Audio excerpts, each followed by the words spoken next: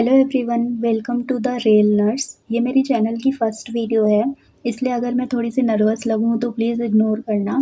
Recently मेरा selection RRB nursing superintendent post के लिए हुआ है और मैंने सोचा कि अपना एक्सपीरियंस आप सबके साथ शेयर करना चाहिए, स्पेशली उन कैंडिडेट्स के लिए जिनका डीवी और मेडिकल अभी आने वाला है।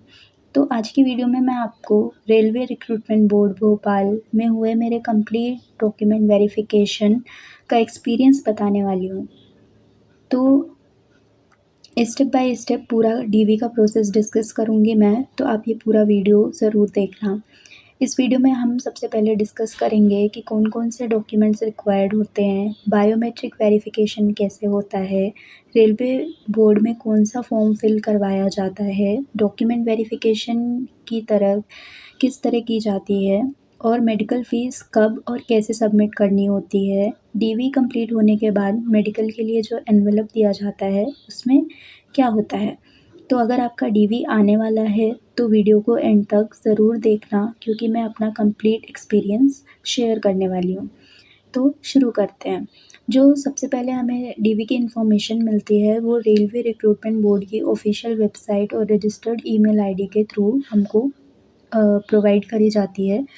डॉक्यूमेंट वेरिफिकेशन के कुछ दिन पहले ही एक हमको ईमेल रिसीव होता है और साथ ही वेबसाइट पे भी शेड्यूल हो जाता है। उसमें हमें ये दिखता है कि रिपोर्टिंग डेट, टाइम, वेन्यू और सारे जितने भी रिक्वायर्ड डॉक्यूमेंट्स होते हैं वो डीवी के कॉल लेटर पे हमको लिस्टेड होते हैं कि हमें ये चीज़ लेके जानी है। इसलिए मैं ये सजेस्ट करूँगी कि कैंडिडेट्स जो हैं रेगुलरली अपनी ईमेल चेक करते रहें और आरआरबी की ऑफिशियल वेबसाइट पे भी विज़िट करते रहें, ताकि कोई इम्पोर्टेंट अपडेट आपसे मिस नहीं हो।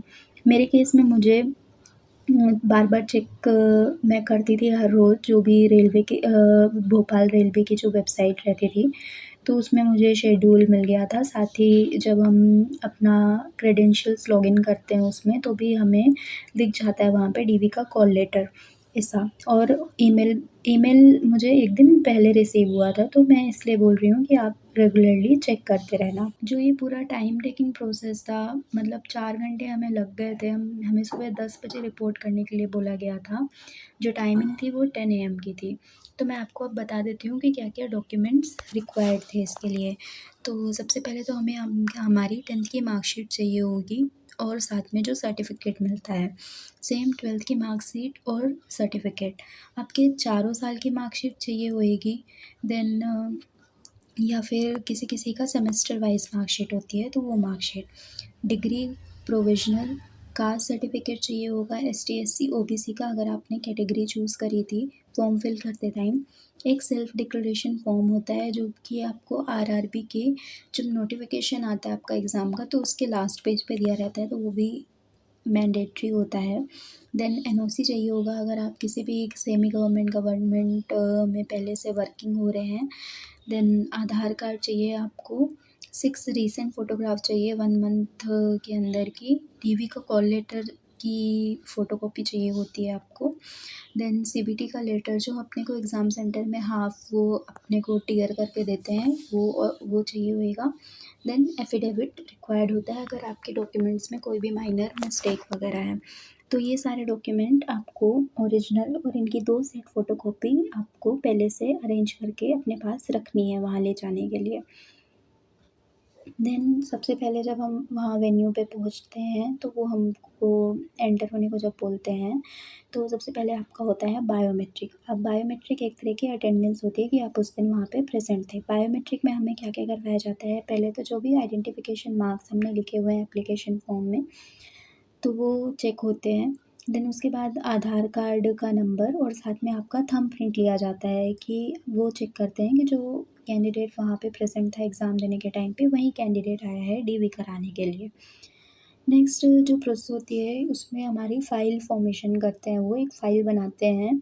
एक आपको फ़ॉर्म देते हैं वो फ़िल करने के लिए, जिसमें आपको आइडेंटिफ़िकेशन मार्क्स लिखने होते हैं। अब वो आइडेंटिफ़िकेशन मार्क्स आपने जो एप्लीकेशन फ़ॉर्म में भरा था वो भी लिख सकते हो आप, या फिर कोई और भी लिख सकते हो। बस ये ध्यान रखना कि वो प्रोमिनेंट होना चाहिए, आपकी बॉडी पे शो होना चाहिए, क्योंकि हर स्टेप में आप जाओगे तो आपका आइडेंटिफ़िकेशन मार्क्स ज़रूर चेक करेंगे वो।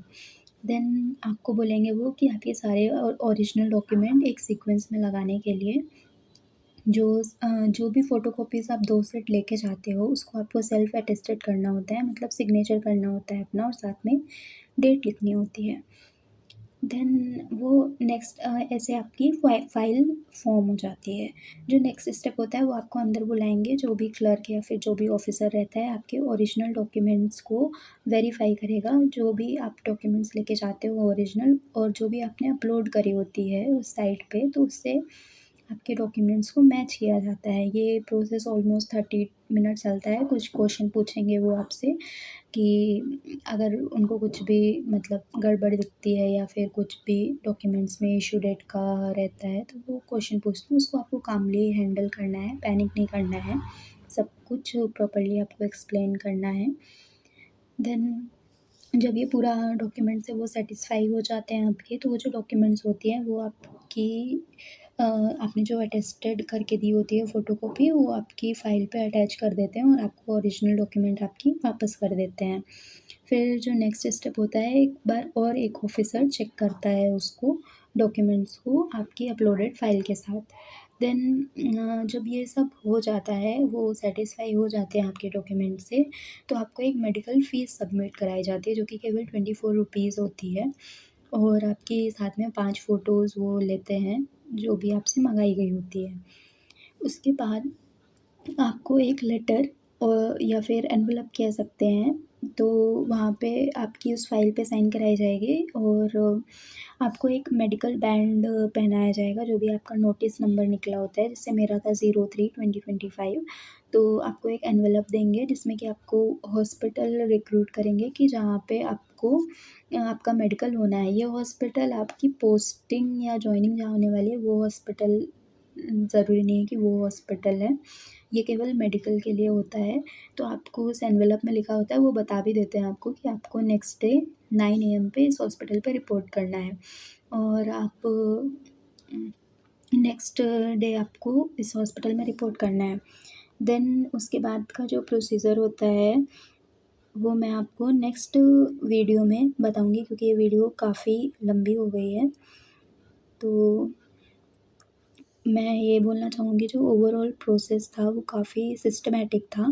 स्टाफ भी काफ़ी कोऑपरेटिव था और अगर किसी कैंडिडेट को कोई भी डाउट था तो उसका आंसर भी दिया जा रहा था। तो जितना मैं पैनिक हो रही थी, जितना मैं सोच कर गई थी उससे काफ़ी स्मूथ एक्सपीरियंस था, मतलब 3-4 घंटे का था वो पूरा।